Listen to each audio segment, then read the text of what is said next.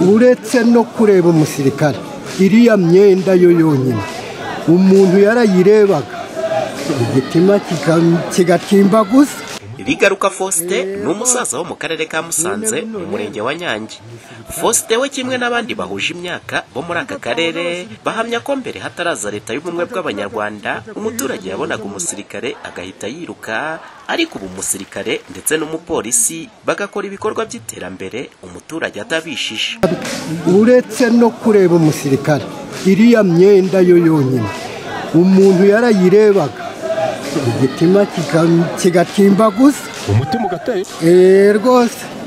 None buno rero umusirikare ari kuza akaganira n'umuturage rwose bagashyikirana, mbese mugakora ibikorwa by'iterambere. Ubu rero rwose ni byiza cyane. Kera hari imijyi ariko twabona abasirikari tukajya kwihisha mu ntuza mu mijyi. Ubwo none nibwo tugumije kubaho tubona iterambere riraje.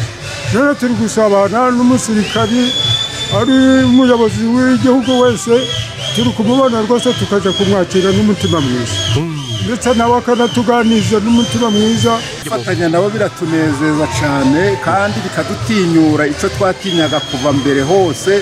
Buno twaratinyutse ntitugitinya, aho umuyobozi ari ntiwatinya kuhagera, nubwo wagira ikibazo kumusanga nto byagutera ubwoba.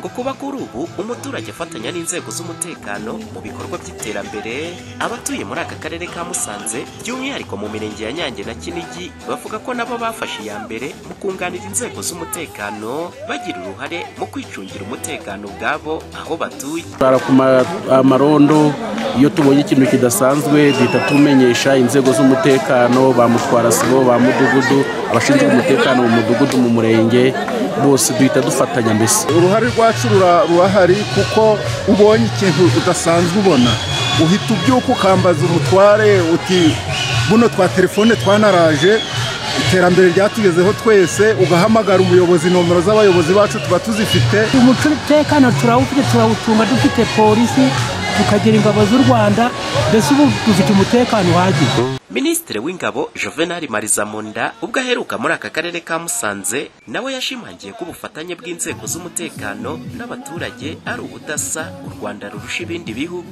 Buriya mu bindi bihugu hari aho ugera ugasanga abaturage barabona abasirikare bakiruka, abapolisi ntibashaka kuvugana n'abasirikare, dasowe urumva ntawe yaba kivugiye. So maze uwo muco rero twebwe iwacu dufite icyo turusha abandi, nuko twese turi abanyarwanda, dukorera hamwe igikorwa cyacu tukagisoza neza dufatanyije, bigatangaza benshi.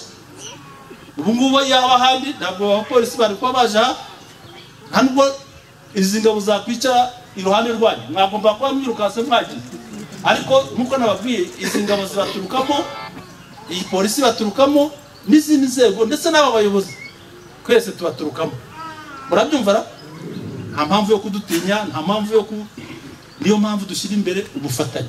Muri rusange kuba abaturage batakishisha inzego z'umutekano, imbarutso nuko inzego z'umutekano haba ingabo ndetse na polisi bafashe iya mbere mu bikorwa byo guteza imbere imibereho myiza y'abaturage bafatanyije n'abaturage, bityo bigatuma abaturage babisanzuraho aho kubishisha. Umuhoza Honore, Flash TV, mu karere ka Musanze mu majyaruguru y'u Rwanda.